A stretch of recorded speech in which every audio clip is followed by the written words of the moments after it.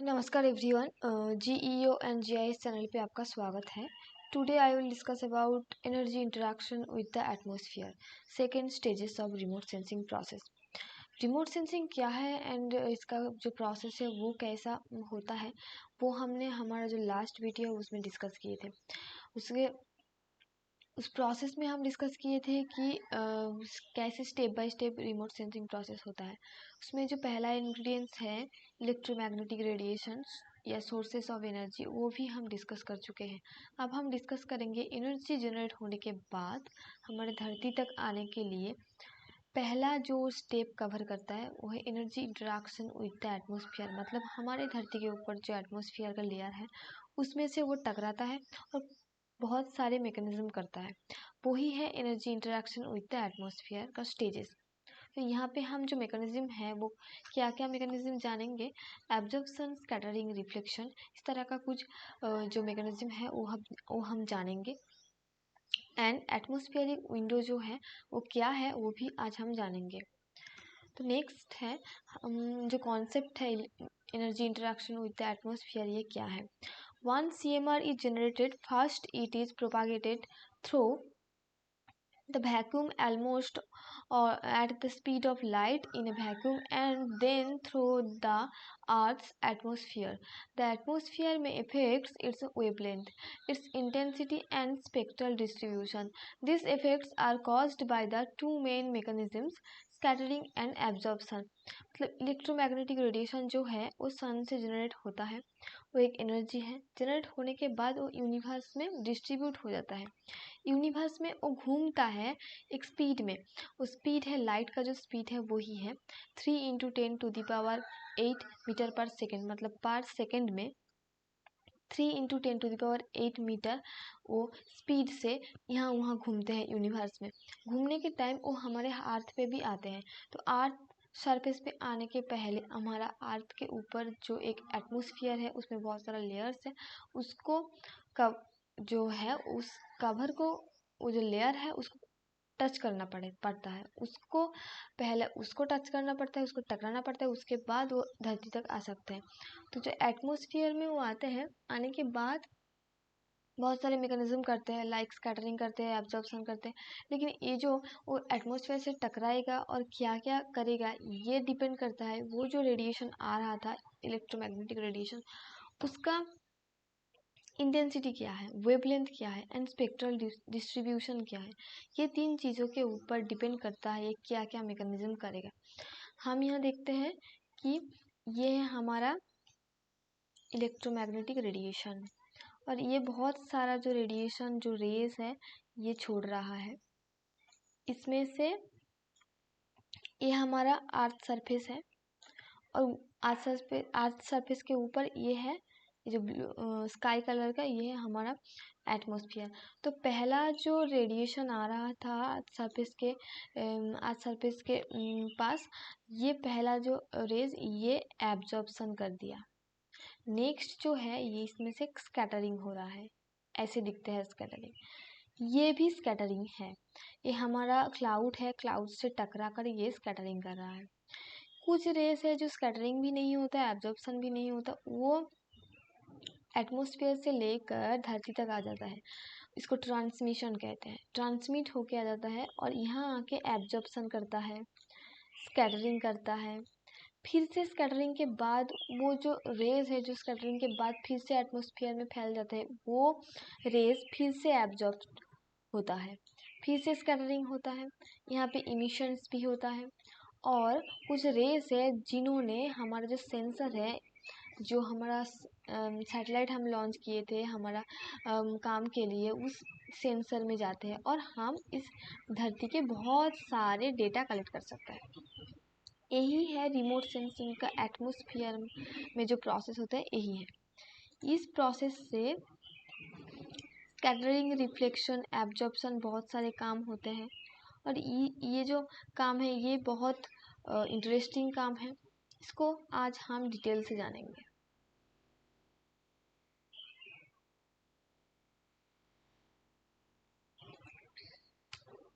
तो पहला है एब्जॉर्प्शन.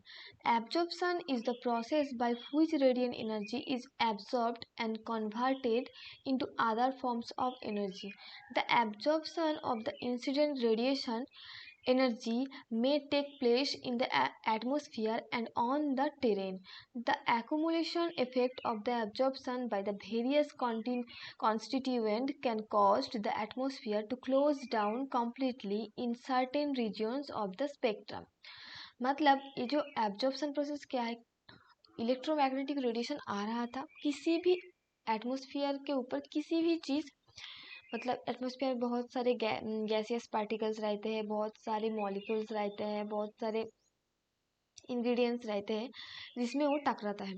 टकराने के बाद वो जो चीज़ जिसमें से वो टकराया है वो चीज़ क्या करता है, वो जो एनर्जी आ रहा था उसको अपने अंदर खींच लेता है, शोषित कर लेता है, बाहर निकलने नहीं देता, फिर से बाहर निकलने नहीं देता, पूरा का पूरा एनर्जी अपने अंदर ले लेता है.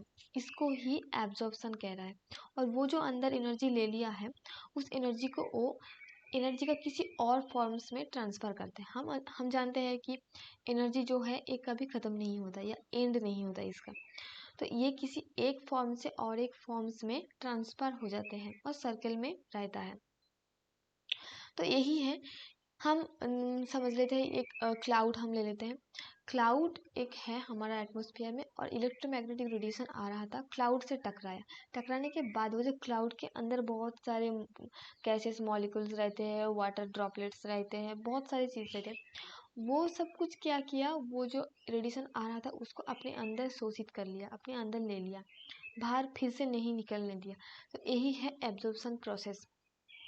ये जो एब्जॉर्प्शन प्रोसेस है ये हमारे एटमॉस्फेयर में भी होते हैं एंड बहुत सारे जो रेडिएशन है वो ट्रांसमिट होके हमारा धरती पे भी आ जाते हैं. तो हमारा धरती पे बहुत सारा चीज़ है, फीचर, बहुत सारे जो इंग्रेडिएंट्स है लाइक वाटर बॉडीज है, ट्रीज है, वेजिटेशन है, आज सरफेस है, उसमें से भी ये एब्जॉर्प्शन प्रोसेस होता है. मतलब ये जो प्रोसेस हम डिस्कस करेंगे ये एटमॉस्फेयर में सिर्फ हो रहा है ये नहीं, ये हमारा आज सरफेस में भी होगा. नेक्स्ट है ये जो एब्जॉर्प्शन प्रोसेस हमारे पास इलेक्ट्रोमैग्नेटिक रेडिएशन का एक रेंज था जिसको हम इलेक्ट्रोमैग्नेटिक स्पेक्ट्रम कह रहे थे. ये हम इलेक्ट्रोमैग्नेटिक रेडिएशन का जो वीडियोस था उसमें डिस्कस किए थे. वो स्पेक्ट्रम है, जिस स्पेक्ट्रम में बहुत सारे रेस है जिसको हम लो वेवलेंथ से हाई वेवलेंथ तक एक रेंज बनाया था और उसको डिवाइड करके सजाया था. उस स्पेक्ट्रम में बहुत सारे रेस है और हमारा जो एटमॉस्फेयर है यहाँ पे बहुत सारे लेयर्स है. इस लेयर्स में बहुत सारे जगह है जहाँ इलेक्ट्रोमैग्नेटिक रेडिएशन का जो ये रेस है, सब रेस अलग अलग से एब्जॉर्ब होते हैं. बहुत सारे एरिया है जहाँ पे बहुत सारे रेस है एब्जॉर्ब हो जाते हैं और बहुत सारे एरिया जहाँ ट्रांसमिट है नहीं एब्जॉर्ब होते हैं. तो उस जो एरिया है उस एरिया एब्जॉर्ब एरिया हमारा बहुत सारे काम में भी आते हैं, बहुत सारे नहीं काम में भी आते हैं. जैसे ozone, carbon dioxide and water vapour are the three main atmospheric constituent that absorb radiation. मतलब ओजोन एंड जो carbon dioxide and water vapour होते हैं ये हमारा एटमॉस्फेयर में रहते हैं. ये दोनों ये तीन चीज़ जो है ये तीन चीज़ एब्जॉर्ब बहुत करते हैं. ये तीन चीज़ इलेक्ट्रोमैग्नेटिक रेडिएशन का जो रेस है, वो जो एनर्जी है उसको बहुत एब्जॉर्ब करते हैं. हमारा जो एटमॉस्फेयर है उसके ऊपर एक लेयर है ओजोन लेयर. उस लेयर एक रस्सी को शोषित करता है, एब्जॉर्ब करता है, वो है अल्ट्रा वायलेट रस्सी. हमारा अल्ट्रा वायलेट रेस मतलब हमारा जो इलेक्ट्रोमैग्नेटिक रेडिएशन से जो रेज आते हैं उसमें अल्ट्रा वायलेट रेज भी रहते हैं. उस अल्ट्रा वायलेट रेज को ये जो ओजोन लेयर है ये शोषित कर लेते हैं. एंड शोषित करने के लिए हमको बहुत बेनिफिट्स होते हैं. मतलब ये जो अल्ट्रा वायलेट रेस है ये हमारा धरती तक आ जाए तो हम जो इंसान हैं और बहुत सारे जानवर से इसका जो स्किन है वो बर्न हो सकता है, क्योंकि ये अल्ट्रा वायलेट रेस जो है बहुत हार्मफुल है ह्यूमन या किसी जानवर के लिए. तो ये जो ओजोन लेयर है इसके लिए ये अल्ट्रा वायलेट रेस हमारे धरती तक नहीं आते, ये शोषित हो जाते हैं और हम सुरक्षित रहते हैं. तो ये जो ओजोन लेयर है ये जो एब्जॉर्प्शन प्रोसेस का एक एग्जाम्पल है जहाँ बहुत अच्छे से इलेक्ट्रोमैग्नेटिक रेडिएशन का एब्जॉर्प्शन होता है। तो हम यहाँ दिखाते हैं, ये है स्कैटरिंग प्रोसेस। स्कैटरिंग, ये रेज आ रहा है, स्कैटरिंग ऐसे होता है, और ये एब्जॉर्प्शन मतलब बाहर नहीं निकलते हैं, ये शोषित हो जाते हैं। तो नेक्स्ट है स्कैटरिंग। स्कैटरिंग क्या है? Atmospheric scattering is the unpredictable diffusion of radiation by particles in the atmosphere. It occurs when particles or large gas molecules present in the atmosphere interact with the cause the EMR to the directed from its original path. How much scattering takes place depends upon the several factors, including the wavelength of the radiation, the diameter of the particles or gaseous molecules, and the distance the radiation travels through the atmosphere. मतलब क्या है, ये जो scattering है, ये scattering दो चीज़ के ऊपर डिपेंड करते हैं। हमारा जो एटमोसफियर है, इसमें किसी भी चीज़ का, बहुत सारे मॉलिक्यूल्स है, बहुत सारे पार्टिकल्स है, इसमें इलेक्ट्रोमैग्नेटिक रेडिएशन पड़ने के बाद वो जो चीज़, वो जो पार्टिकल्स था, वो जो इलेक्ट्रोमैग्नेटिक रेडिएशन को शोषित नहीं किया, बाहर छोड़ दिया, इसको ही स्कैटरिंग कह रहे हैं। और कहाँ छोड़ा, कैसे छोड़ा, ये हम प्रेडिक्ट नहीं कर सकते, क्योंकि ये अनप्रेडिक्टेबल है। तो ये जो बाहर छोड़ रहा है, ये कैसा छोड़ेगा, कितना इसका वैल्यू होगा, ये डिपेंड करता है जो इलेक्ट्रोमैग्नेटिक रेडिएशन आ रहा था उसका वेवलेंथ, एंड जिस पार्टिकल के ऊपर वो पड़ा है, मतलब वो गैसेस मॉलिक्यूल्स हो सकता है, किसी भी इंग्रेडिएंट्स हो सकता है, उसका जो साइज, जो पार्टिकल्स का जो साइज या डायमीटर कैसा है, उसके ऊपर ही स्कैटरिंग डिपेंड करता है। मतलब हम पहले लिए थे क्लाउड को, तो क्लाउड एटमॉस्फेयर में है और इलेक्ट्रोमैग्नेटिक रेडिएशन आ रहा है एंड क्लाउड से टकराया। क्लाउड उसको कितना स्कैटर करेगा, कितना बाहर निकलेगा उस एनर्जी को लेने के बाद, ये डिपेंड करेगा उस क्लाउड के अंदर जो मॉलिक्यूल्स है उसका साइज क्या है, और जो इलेक्ट्रोमैग्नेटिक रेडिएशन आ रहा था इसका वेवलेंथ कैसा है, एंड ये जो इलेक्ट्रोमैग्नेटिक रेडिएशन आके इस क्लाउड से टकराया है, ये कितना डिस्टेंस कवर करके आया है, ये तीन चीज़ों के ऊपर ये स्कैटरिंग डिपेंड करता है और स्कैटरिंग होता है। स्कैटरिंग दो टाइप्स का है, selective scattering and non selective scattering. तो पहला जो है सिलेक्टिव स्कैटरिंग। सिलेक्टिव स्कैटरिंग दो टाइप का है, एक रैली स्कैटरिंग एंड एक माई स्कैटरिंग। तो रैली स्कैटरिंग क्या है, हम पहले बोले थे कि ये जो स्कैटरिंग डिपेंड करता है वेवलेंथ और मॉलिक्यूल्स का, जो पार्टिकल्स का जो साइज है उसका, उसके ऊपर। तो जब वेवलेंथ और ये जो मॉलिक्यूल्स है इसका एक रिलेशनशिप बनाया जाएगा, लाइक मॉलिक्यूल्स छोटा होगा और वेवलेंथ ज़्यादा होगा, मतलब जो इलेक्ट्रोमैग्नेटिक रेडिएशन आ रहा है उसका वेवलेंथ बड़ा है, लेकिन वो जो जिस चीज़ के ऊपर पड़ रहा है उसका जो पार्टिकल्स का जो साइज है वो छोटा है, तब रैली स्कैटरिंग होगा। और छोटा कितना छोटा हो सकता है, 4 टाइम छोटा हो सकता है, मतलब वो जो वेवलेंथ है वो पार्टिकल से ज़्यादा 4 टाइम बड़ा हो सकता है, हाईएस्ट। तो इसको रैली स्कैटरिंग कह रहा है। और ये जो रैली स्कैटरिंग है ये एटमॉस्फेयर के एकदम अपर जो लेयर है उसमें होते हैं। तो ये है एक पार्टिकल, इसमें इलेक्ट्रोमैग्नेटिक रेडिएशन पड़ने के बाद ऐसे ऐसे करके रिफ्लेक्ट, ऐसे ऐसे करके ये स्कैटर्ड हुआ है, इसको ही कह रहा है रैली स्कैटरिंग। इस पार्टिकल्स जो है, इस जो पार्टिकल्स है इसके ऊपर ही डिपेंड करेगा ये कितना स्कैटर करेगा, कितना दूर तक स्कैटर करेगा, क्या करेगा। तो ये है रैली स्कैटरिंग। इसमें पार्टिकल्स जो है उसका साइज छोटा है और वेवलेंथ का साइज बड़ा है। नेक्स्ट हम जानेंगे माई स्कैटरिंग। माई स्कैटरिंग क्या है? माई स्कैटरिंग तब होता है जब पार्टिकल्स का साइज और वेवलेंथ का साइज जो है वो इक्वल होता है। Mie scattering takes place in the lower 4.5 किमी ऑफ द एटमोसफेयर, मतलब वो अपर लेयर के नीचे, थोड़ी सी नीचे 4.5 किमी के अंदर ये जो माई स्कैटरिंग ये होता है। मतलब इसको हम एटमोसफियर के मिडिल पोर्शन भी कह सकते हैं। Where there may be many essentially spherical particles present with diameters approximately equal to the size of the wavelength. हमने पहले भी बोला कि wavelength और जो molecules है वो इक्वल होना चाहिए।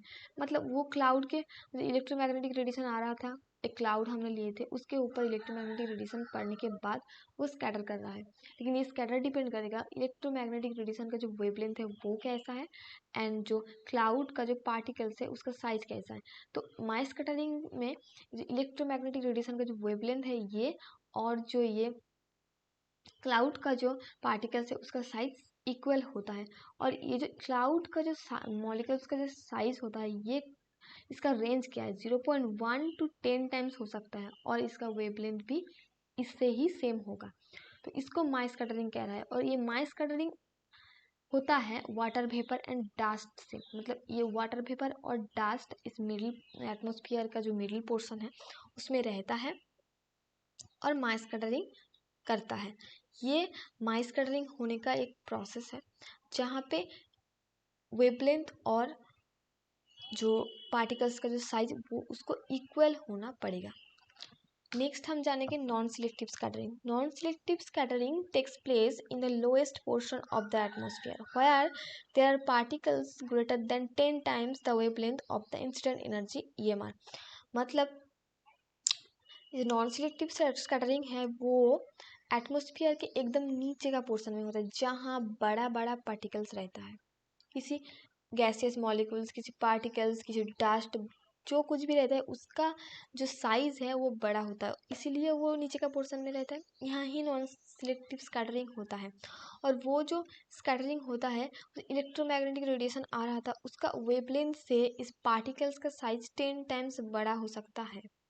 मतलब इस यहाँ पार्टिकल्स का साइज बड़ा होना चाहिए और वेवलेंथ छोटा होना चाहिए, तभी नॉन सिलेक्टिव स्कैटरिंग होगा। Thus, the water droplets and ice crystals that make up clouds and fog banks scatter all wavelengths of visible light equally well, causing the cloud to appear white. मतलब ये जो non selective scattering है ये होता है कहाँ, एकदम नीचे का पोर्शन में, वहीं पर ही बड़ा बड़ा पार्टिकल्स रहता है और वेवलेंथ छोटा होता है। एंड इस जो बड़ा पार्टिकल्स में इलेक्ट्रोमैग्नेटिक रेडिएशन पड़ने के बाद ये हमारे इलेक्ट्रोमैग्नेटिक रेडिएशन का जो 7 रेज या 6 रेज है उस सभी को रिफ्लेक्ट करता है, सिर्फ ब्लू ग्रीन और रेड को नहीं रिफ्लेक्ट करता। ये violet blue green red orange yellow सब कुछ को रिफ्लेक्ट करता है। तो सब कुछ को रिफ्लेक्ट करने से, किसी भी चीज़ के ऊपर सभी रंग रिफ्लेक्ट करने से उसको हमें वाइट दिखता है। इसीलिए हम आसमान में बहुत समय ये होता है कि बहुत सारे क्लाउड्स को हम ब्लैक दिखता है, बहुत सारे क्लाउड्स को हम वाइट दिखता है। तो उसको वाइट क्यों दिखता है, क्योंकि वो एटमॉस्फेयर के एकदम नीचे का पोर्शन में है और उस जो क्लाउड्स है उसमें जो वाटर ड्रॉपलेट्स डस्ट या पार्टिकल्स जो है उसका साइज बड़ा है। उसमें इलेक्ट्रोमैग्नेटिक रेडिएशन पड़ने के बाद उस क्लाउड्स के ऊपर जब स्कैटरिंग होता है वो जो है इलेक्ट्रोमैग्नेटिक रेडिएशन का 7 जो कलर्स हैं, हमको रेनबो कलर हम पता है 7 कलर्स, वो सभी कलर को वो रिफ्लेक्ट करता है। और किसी भी चीज़ के ऊपर लाइट पड़ने के बाद सभी कलर को रिफ्लेक्ट करने से हम उस चीज़ को वाइट दिखते हैं। और किसी भी चीज़ को जिसके ऊपर जब सभी कलर पड़ने के बाद वो सभी कलर को शोषित कर लेते हैं तब हम उसको ब्लैक दिखते हैं। तो वाइट ऐसे मतलब वाटर ड्रॉपलेट्स जो होता है, क्लाउड को हम वाइट दिखते हैं या आइस क्रिस्टल को हम वाइट दिखते हैं, सिर्फ और सिर्फ नॉन सिलेक्टिव स्कैटरिंग के लिए ही हम दिखते हैं वाइट। तो नेक्स्ट हम जानेंगे रिफ्लेक्शन।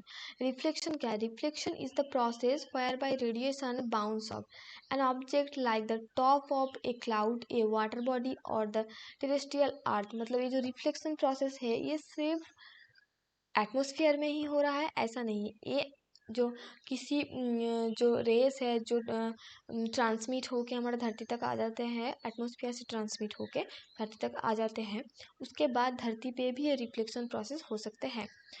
तो ये रिफ्लेक्शन क्या है? किसी भी चीज़ के ऊपर एनर्जी डालने के बाद वो उस एनर्जी को फिर से बाउंस ऑफ करके बैक कर रहा है। मतलब जहाँ से वो आ रहा था वहीं पर ही वो बाउंस ऑफ कर दे रहा है, वो फिर से छोड़ रहा है, फिर से वही रास्ते से जा रहा है जिस रास्ते से वो आ रहा था।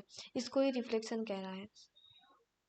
or the reflection differs from the scattering in that the direction associated with scattering in unpredictable, but in reflection it is predictable। मतलब वो जो हम स्कैटरिंग पढ़ रहे थे वो अनप्रेडिक्टेबल था, कहाँ कैसे कैसे स्कैटर हो रहा है हमको पता नहीं था, पता नहीं कर सकते हम। लेकिन रिफ्लेक्शन को हम प्रेडिक्ट कर सकते हैं, कहाँ से आ रहा है, कैसे कहाँ जा रहा है, ये सब कुछ हम प्रेडिक्ट कर सकते हैं।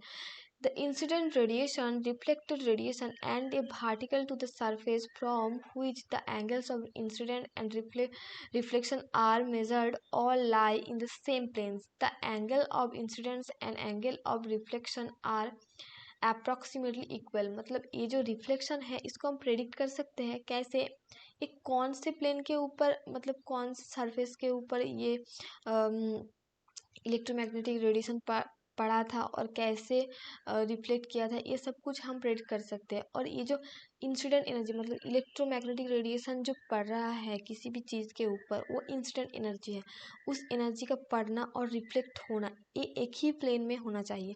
और जिस एंगल से इलेक्ट्रोमैग्नेटिक रेडिएशन किसी भी चीज़ को टच करता है और जिस एंगल से वो रिफ्लेक्ट होता है, ये दोनों का एंगल सेम है, इक्वल एंगल से ही होता है। मतलब ऐसे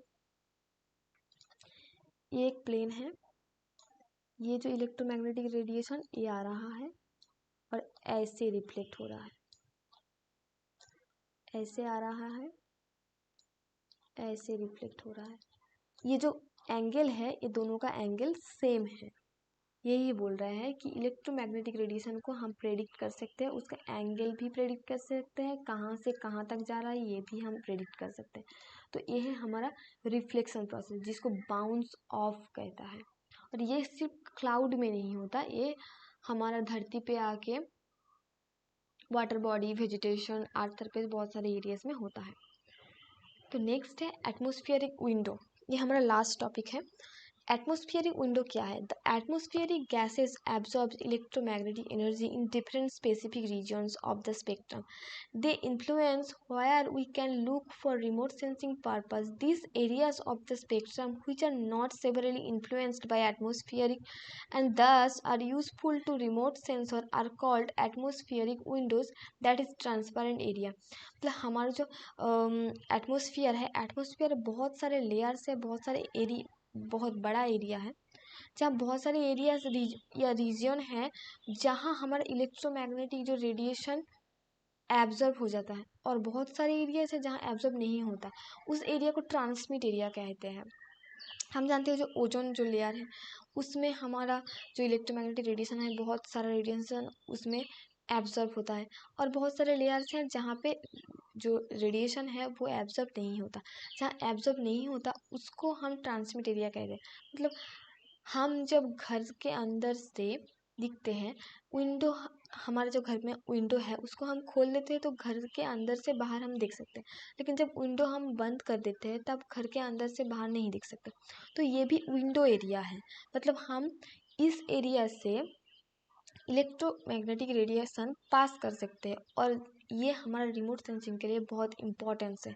हम जो लाइट दिखते हैं, हम जो इलेक्ट्रोमैग्नेटिक रेडिएशन का जो विजिबल एरिया है जिससे हम दिख सकते हैं, जिसमें बहुत सारे कलर्स हैं, ये भी इस विंडो जो है जो एटमॉस्फेयर का जो विंडो है उसमें से ही निकलते हैं और हम देख सकते हैं।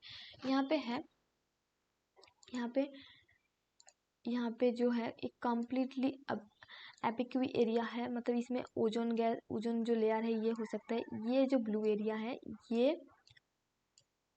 ये जो ब्लू एरिया है इसमें एब्जॉर्प्शन होता, ये जो ब्लू वाला एरिया है इसमें एब्जॉर्ब होता है, इसमें भी एब्जॉर्ब होता है, इसमें भी एब्जॉर्ब होता है, ये एब्जॉर्ब कर लेता है, ये कर लेता है, यहाँ भी एब्जॉर्ब होता है। लेकिन ये जो एरिया है, ये जो विजिबल एरिया है, ये एब्जॉर्ब एरिया नहीं है, ये ट्रांसमिट एरिया है, ट्रांसपेरेंट है। इस एरिया को विंडो या एटमॉस्फेरिक विंडोज कहते हैं। इस जो वाइट पोर्शन है लंबे लंबे, इसको भी एटमॉस्फेरिक विंडो कहते हैं, यहाँ पे भी विंडो कहते हैं। यहाँ विजिबल जो रेज है ये निकलता है, यहाँ इंफ्रारेड रेज है ये निकलता है, यहाँ माइक्रोवेव रेज निकलते हैं, और ये पूरा का पूरा ट्रांसपेरेंट है। इसमें रेडियो जो वेव्स होता है, रेडियो जो रेस होता है वो निकलता है। तो ये पोर्शन है इलेक्ट्रोमैग्नेटिक रेडिएशन का एक पोर्शन जहाँ जिसको हम बहुत सारे रिमोट सेंसिंग प्रोसेस में काम करते हैं। और ये है एटमॉस्फेयर का विंडोज, जिसको एटमॉस्फेरिक विंडो कहते हैं। यहाँ से ही बहुत सारे रेज निकलते हैं और जो हमारे रिमोट सेंसिंग के काम आते हैं, इसमें से ही हम काम करते हैं। Most of remote sensing instruments on air और space platforms operate in one or more of this windows by making their measurements with detectors tuned to specific wavelengths that passes through the atmosphere। मतलब ये जो बहुत सारे जो electromagnetic radiation को लेकर हम काम करते हैं हमारे रिमोट सेंसिंग में, उस टाइम रिमोट सेंसिंग में बहुत सारे काम करने के लिए हम स्पेस में या एयर में बहुत सारे प्लेटफॉर्म में सैटेलाइट लॉन्च करते हैं, बहुत सारे कैमरास लगाते हैं, सेंसर देते हैं। उसमें से हम बहुत सारे काम करते हैं किसको लेकर, इलेक्ट्रोमैग्नेटिक रेडिएशन को लेकर। Visible rays, infrared rays, microwave rays, radio wave, इसको लेकर ही हम काम करते हैं। तो इसको हम कैसे पाते हैं, जो एटमॉस्फेरिक विंडो है उसमें से ही ये निकलते हैं, ट्रांसमिट होते हैं और उसमें से ही हम इससे काम कर सकते हैं। तो atmospheric window remote sensing process के लिए बहुत इम्पोर्टेंट है। तो ये है आज का हमारा टॉपिक।